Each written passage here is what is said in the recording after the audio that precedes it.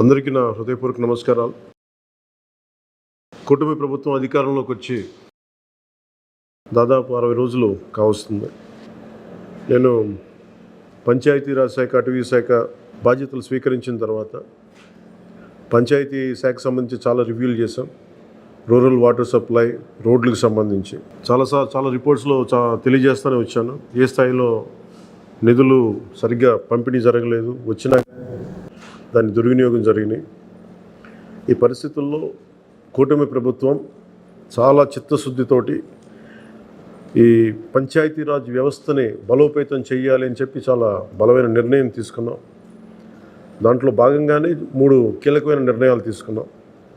ఒకటి, ఆగస్టు 15 ఈ జెండా పండుగకి సంబంధించి. 2, మనకి జాతీయ ఉపాధి హామీ పథకానికి సంబంధించి ఒకటే రోజున 13,326 పంచాయతీల్లో గ్రామసభ తీర్మానాలు జరగాలి. ఆ దిశగా అడుగులు వేస్తూ ఉన్నాం. ఈ గ్రామసభ తీర్మానం అంటే ఏంటంటే, జాతీయ ఉపాధి హామీ పథకం ద్వారా వచ్చే కేటాయించిన పనులకు కానీ నిధులకు కానీ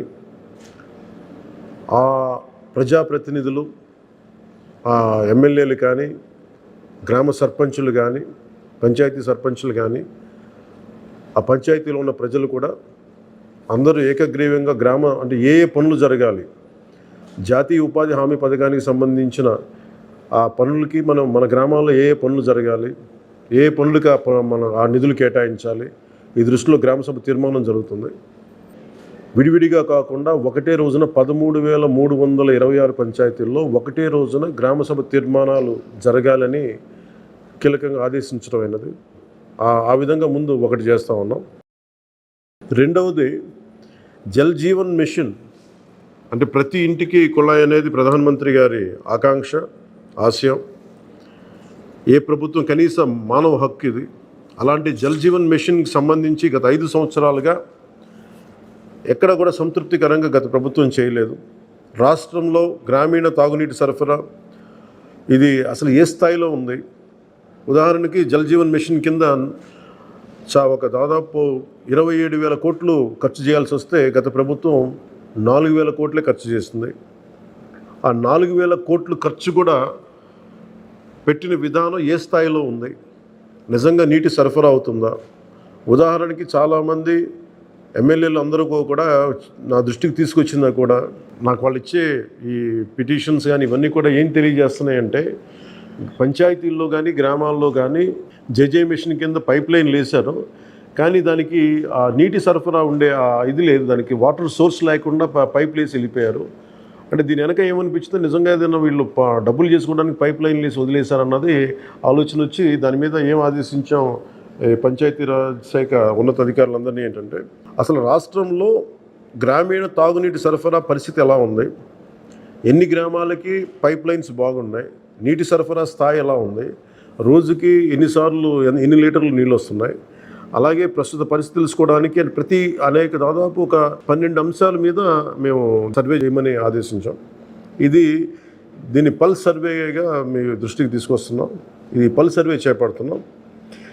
దీంట్లో వచ్చిన డేటా ఆధారంగా జల్ జీవన్ మిషన్ని కూటమి ప్రభుత్వ ఆధ్వర్యంలో అత్యంత పకడ్బందీగా ప్రణాళిక రచన చేయడానికి ఈ సర్వే నిర్వహిస్తున్నాం. ఒకసారి ఈ డేటా పాయింట్స్ అన్నీ రాగానే ఏ పంచాయతీల్లో నీళ్ళు వస్తున్నాయి, ఏ పంచాయతీల్లో పైప్ లైన్లు డ్యామేజ్ అయినాయి, అసలు గత ప్రభుత్వం చేసిన 4,000 కోట్ల రూపాయల ఖర్చు నిజంగా ఆ ఉద్దేశింపు పనులకి జరిగిందా లేదా, వీటన్నిటి కూడా ఈ పల్స్ సర్వేలు మనకి తెలిసి వస్తాయి. దీని సమూలంగా ప్రజలందరికీ సమీప భవిష్యత్తులో తెలియజేస్తాను. అలాగే గ్రామ పంచాయతీలు, పంచాయతీరాజ్ వ్యవస్థ బలోపేతం కావాలంటే సర్పంచ్ వ్యవస్థ చాలా కీలకమైంది. గత ప్రభుత్వం పంచాయతీ ఎన్నికలు సరిగ్గా నిర్వహించలేకపోవడం వల్ల మనకి నిధులు రాలేకపోయినాయి.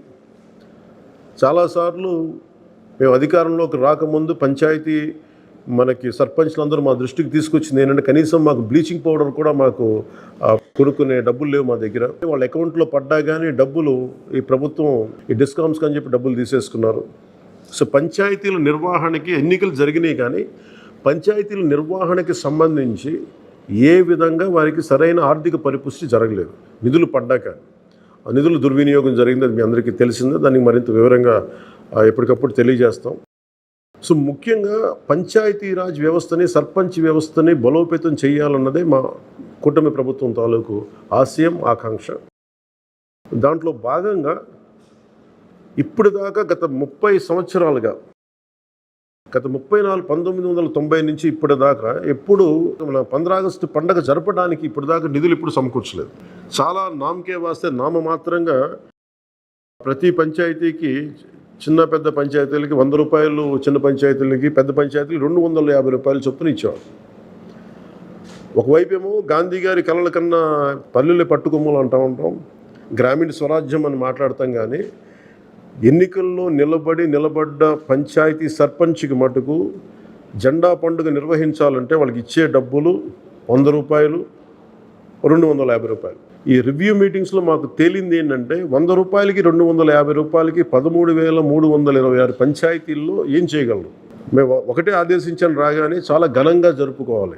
గాంధీ గారి ఈ గ్రామ స్వరాజ్యాన్ని నిజంగా మనం ముందుకు తీసుకెళ్లాలంటే ఆ స్టేట్మెంట్ చాలా బలంగా ఇవ్వాలి. 1994లో ఇచ్చిన జీవో 100 రూపాయలు, 250 రూపాయలు, ఒకటి స్వాతంత్ర దినోత్సవానికి, 2 గణతంత్ర దినోత్సవానికి, వాటిని పెంపొందించేలాగా, వాటిని పెంచేలాగా ఒక కీలకమైన నిర్ణయం తీసుకుంది ఈ కూటమి ప్రభుత్వం.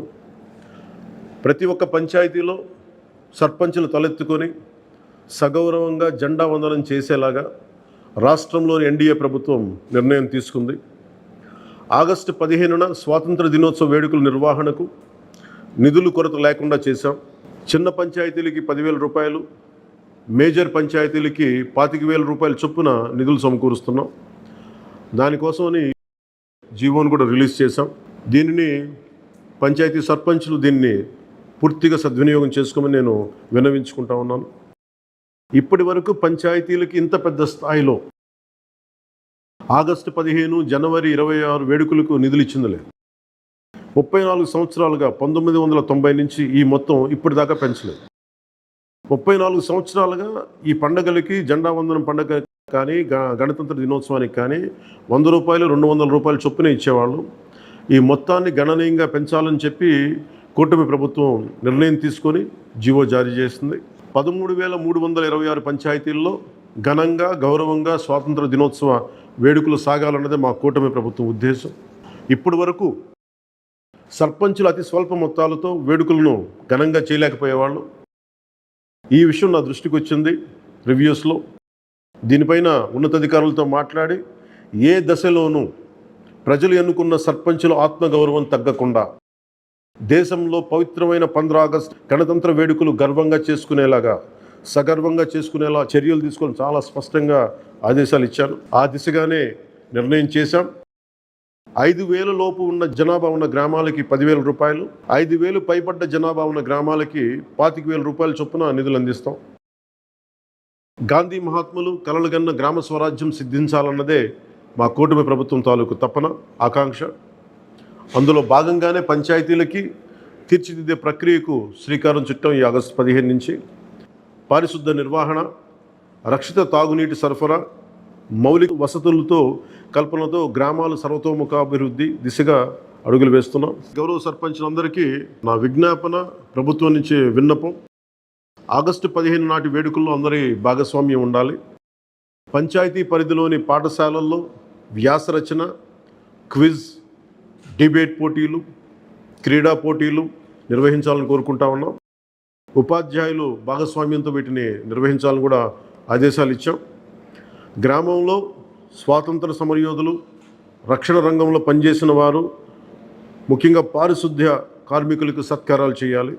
గౌరవ ప్రధానమంత్రి గారు ఇప్పుడు కూడా పారిశుద్ధ్య కార్మికులకి ఏ స్థాయిలో గౌరవించారో అందరికీ తెలిసిందే. రాష్ట్ర ఎన్డీఏ ప్రభుత్వం కూడా ఆ దిశలోనే గౌరవ ముఖ్యమంత్రి శ్రీ నారా చంద్రబాబు గారి ఆధ్వర్యంలో పారిశుద్ధ్య కార్మికులకు అదే గౌరవం ఇవ్వడం జరుగుతుంది. సో ఈ విధంగా మేమందరం బలంగా, చాలా కీలకంగా పనిచేస్తూ ముందుకెళ్తున్నాం. దీని అందరికీ ప్రజలందరూ ఆశీస్సులు కావాలి. సర్పంచ్ వ్యవస్థని, పంచాయతీరాజ్ వ్యవస్థని బలోపేతం చేసే విధంగా ఈ ప్రభుత్వం ఉంటుందని మీ అందరికీ తెలియజేసుకుంటూ, ఒకే ఒక విన్నపం, ఇది పర్యావరణానికి పరిమితులకు లోబడి పర్యావరణం పరిరక్షించేలా ఈ పండుగ ఉండాలి. ప్లాస్టిక్ వాడటం కంటే కూడా జెండాలకి ఆల్టర్నేట్గా మన ముఖ్యంగా మన చేనేత జెండాలు ఏదైనా వాడండి. అలాగే ఇప్పుడు నేను పెట్టుకుంది కూడా పర్యావరణానికి హాని కలిగించింది ఇది. దీంట్లో సీడ్ ఉంటుంది, దీంట్లో ప్లాంట్ అని చెప్పి ఒక సంస్థ ఏదో ఉంది, వాళ్ళు ఇచ్చింది. మేము ఈ స్థాయిలో మీకు దొరికినంత దాంట్లో పర్యావరణాన్ని పరిరక్షించేలాగా ప్లాస్టిక్, మన జెండా పండుగ అని చెప్పి ప్లాస్టిక్ అంతా రోడ్ల మీద పడేస్తాం. అలా కాకుండా చాలా బాధ్యత తొందరగా జరుపుకోవాలి అని తెలియజేసుకుంటూ సెలవు తీసుకున్నాను. జై హింద్.